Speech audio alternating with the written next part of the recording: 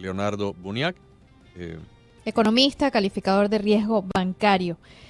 Vamos a hablar con él sobre una de las noticias del día, y es que la administración, el presidente Donald Trump, está considerando enviar una nueva ronda de estímulo financiero. Ya solo hemos estado conversando y queremos hablarlo a esta hora con el invitado. Leonardo, muy buenas tardes. Buenas tardes. Agustín, un grato placer siempre saludarlo y un saludo a todos sus radioescuchas, ¿no? Karinés está conmigo, Leonardo, que ya Karinés se reintegró. Lo que pasa es que cuando hablamos estas 8 o 10 semanas, Karinés estaba con licencia de maternidad, pero ya está de regreso. Bienvenido, sí, Leonardo. Así tengo entendido. Un placer, encantado, Karinés. Igualmente. Cuéntanos un poco, porque, mire, he visto 2 artículos, uno antes de ayer, que está publicado en The Atlantic, y el otro lo vi hace 1 hora y media, acá en la prensa americana.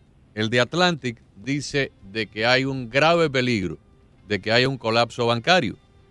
Y el último que acabo de leer hace 1 hora y media es una serie de advertencias que hace el Banco Central de Estados Unidos, la Reserva Federal, a los bancos nacionales de que puede haber una ola de incumplimiento de deudas hipotecarias y también de préstamos comerciales del sector de lo que llaman acá el retail, o sea, el sector de locales de alquiler, porque hayan empresas que van a la quiebra y evidentemente si en un centro comercial donde hay 60 negocios, 10 o 12 se van a la quiebra y no pagan el alquiler, pues al dueño le va a ser muy difícil cumplir con sus préstamos hipotecarios también.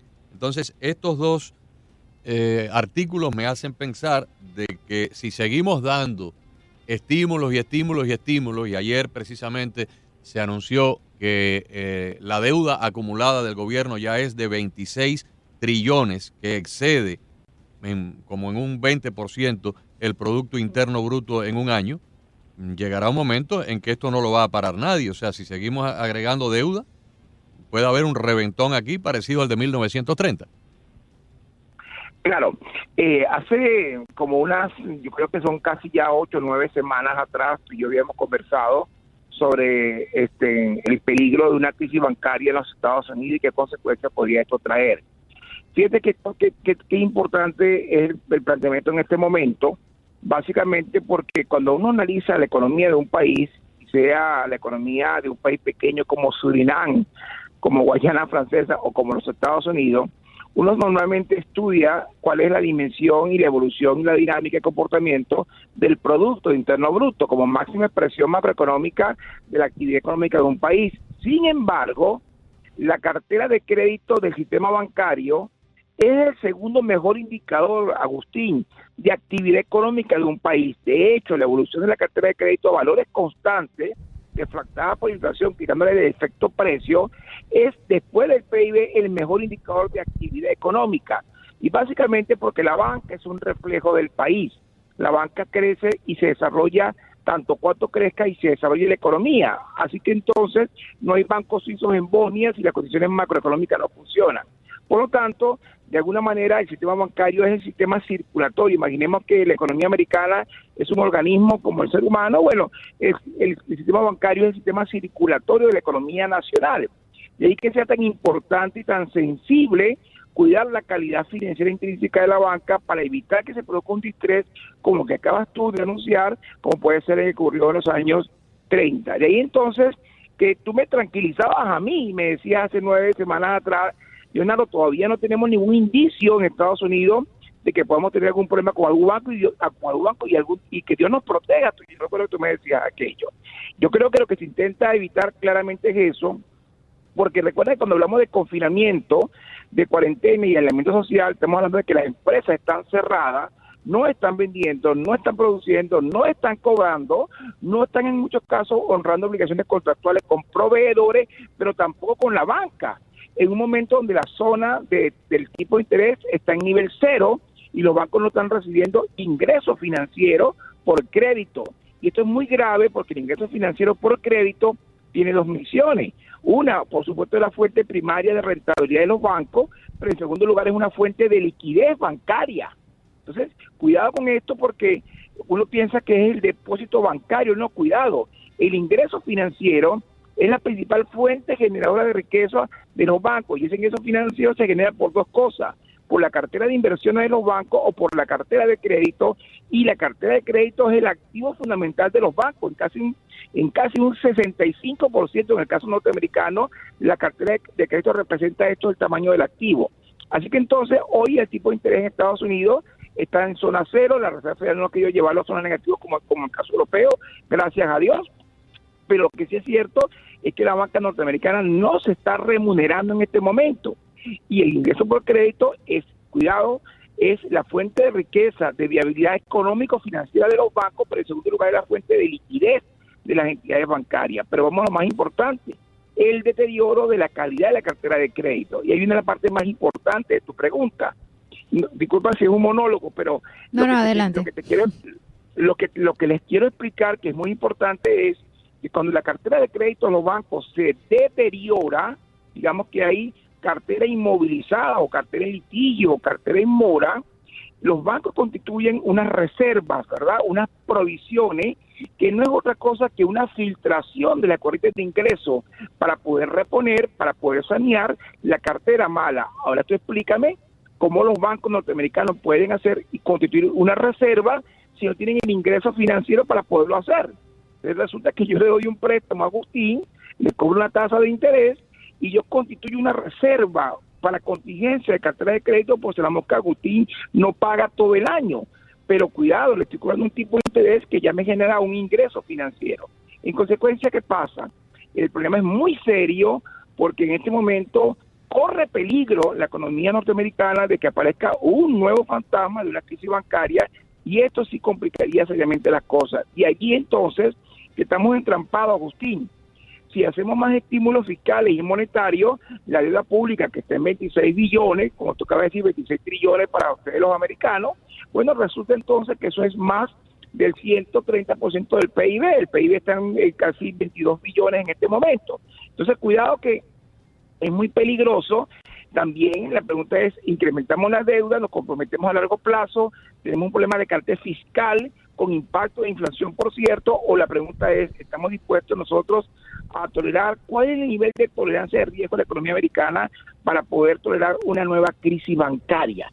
Entonces, realmente es muy complicado. Si tú me pones a mí en la cabeza de la Reserva Federal, yo estaría pensando en mecanismos de mediano y largo plazo para resolver el problema de la deuda, pero al mismo tiempo evitarme, como sea posible, una nueva crisis financiera, porque la banca es el reflejo del país y el sistema circulatorio de la economía nacional.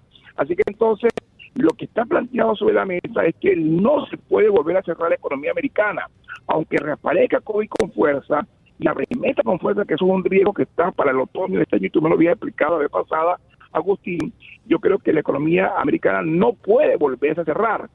No puede volver a cerrar la economía, y ya lo dijo hoy el ministro del Tesoro, lo dijo esta mañana el director del Consejo de Asesores Económicos de la Casa Blanca, Larry Kudlow, y lo dijo el otro día el presidente: la economía no puede volver a cerrar, así estén las ambulancias haciendo fila para entrar en los hospitales, porque lo que no puede haber aquí es un colapso de la banca. Si hay un colapso de la banca, amigo, entonces apague y vamos. Ya no hay más nada. Fíjese. No, y vamos a explicarlo para que la gente, yo creo que estas son cosas que ustedes, los periodistas, que tienen esa capacidad pedagógica de comunicar información y llegar a la gente, hay que explicar a la gente que en el caso, por ejemplo, norteamericano, de cada $100 de activo que un banco tiene, 8% es del accionista del banco, porque el indicador de adecuación de capital, que es 8%, significa que por cada $100 de activo que el banco tenga, 8 lo pone el accionista,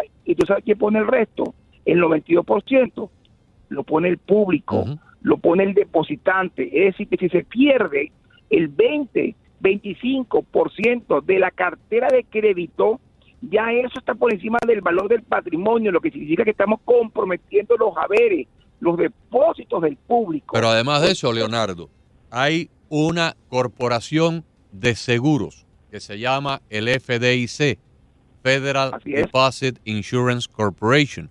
Como toda empresa de seguro, esa empresa funciona en una base de riesgo estadístico. Por ejemplo, la compañía que asegura Mi Casa, y asegura la de Carinés, y asegura la casa de Sairena, estima que si viene un huracán, o un terremoto, o un tsunami, o un incendio, o un tornado, se van a destruir un 2 o un 3% de su portafolio. Y por lo tanto, el otro 93, 96, 97, 98% va a continuar pagando sus primas y con eso ellos van a poder darle frente a los daños de las casas destruidas. Pero ninguna compañía de seguro puede absorber la totalidad de una catástrofe de todos sus depositarios o se va a la quiebra. Si hubiera un pánico bancario en los Estados Unidos, si hubiera un colapso rampante de Océano Pacífico a Océano Atlántico, de Golfo de México a frontera de Canadá, la FDIC no tiene suficientes recursos para poder garantizar los depósitos de todos nosotros. Podrá garantizar los depósitos de un banquito de Wichita, Kansas, o de un banquito de Tampa que se va a la quiebra, pero hay 99 otros bancos que no les pasa nada. Entonces, ese es un problema que tenemos que ver, porque si se sigue estirando la liga elástica, si se sigue estirando para seguir inyectando dinero en la economía, en un momento, el día menos pensado, revienta esto y la Reserva Federal no tiene ya más recursos, el FDIC no tiene cómo garantizar todos los depósitos bancarios y aquí no podemos entrar en una especie de corralito a lo argentino. Así es. Entonces, fíjate, y es tan cierto que cuando analizamos internamente, endógenamente, una entidad bancaria, lo mismo que tú acabas de explicar se traduce en el estado financiero de un banco. Las provisiones para la cartera de crédito genéricas, ordenadas a nivel regulatorio por la Reserva Federal, no son más del 2% de la cartera total. Así que te puedes imaginar que si las provisiones, las políticas de saneamiento de cartera vía provisión, no son suficientes para darle cobertura a la pérdida, al deterioro en la calidad de la cartera de crédito, como consecuencia de este proceso contractivo que tenemos, pues los bancos tendrán que utilizar el patrimonio absolutamente para cubrir la pérdida. Pero el patrimonio apenas es el 8% del activo. Es decir, un golpe, un impacto en la calidad de la cartera que supere el 10%, el 12% del tamaño del activo de los bancos, arrastra la banca norteamericana. Esto es sumamente importante y lo más crítico, mi estimado amigo, es el tema de la liquidez. Los bancos no quiebran por problemas de calidad de activo, no quiebran por problemas de solvencia, los bancos quiebran por problemas de liquidez. Es decir, la liquidez es el disparador, el trigger point, el disparador de la crisis de quiebra, porque es quien vulnera, quien descubre y pone al descubierto las vulnerabilidades de las entidades bancarias. De allí que la decisión de la Reserva Federal sea un potencial o posible nuevo paquete de estímulos monetarios con el objetivo de proveer la liquidez de la banca para que no se produzca un distrés, no se produzca una crisis financiera que al final puede ser sistémica y, por supuesto, como hablamos de la economía norteamericana y no de la economía venezolana, ni la nicaragüense, ni la panameña, ni la paraguaya, hablamos entonces de que el distrés, el impacto sería de carácter global, porque hablamos que es la economía que representa nada más y nada menos que el 26% de la economía mundial, que son 89 trillones de dólares.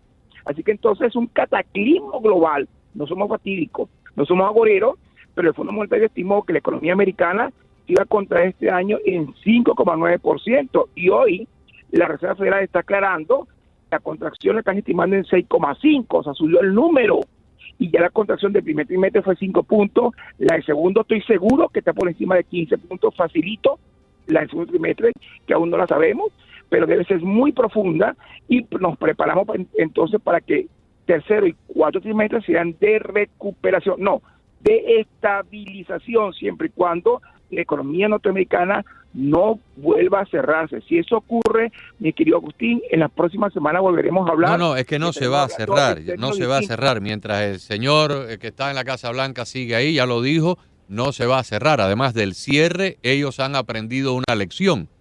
El cierre ha arrastrado la mejor economía que ha tenido los Estados Unidos desde la posguerra, desde el final de la Segunda Guerra Mundial, la llevó prácticamente que al abismo. Ya ellos han aprendido la lección y saben que no pueden cerrar. Si vuelven a cerrar, condenarán al país a una etapa que pudiera ser depresiva.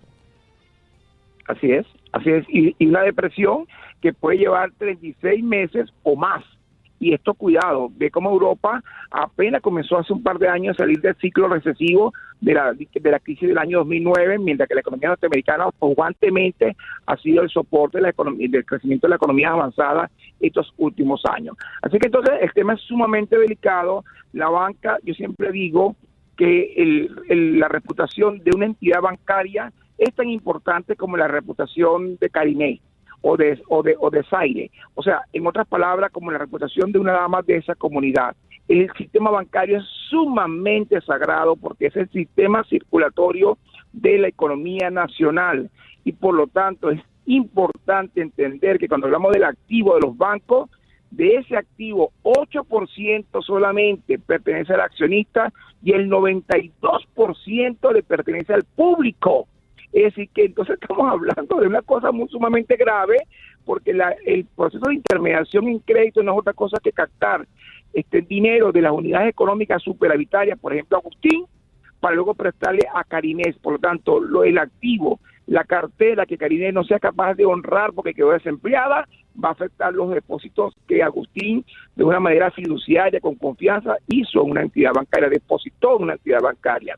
Así que entonces, yo estoy inscrito en la idea de que el problema lo resolveremos más adelante a nivel de lo que es la acumulación de deuda y el impacto fiscal de la misma, la sostenibilidad de esa deuda en el largo plazo, pero en este momento, Agustín, yo creo que es importantísimo proteger la salud financiera del sistema bancario norteamericano, que por cierto es una de las bancas más sólidas del planeta. Muy bien explicado. Espero que podamos conversar pronto, tal vez con noticias un poco más positivas, así es.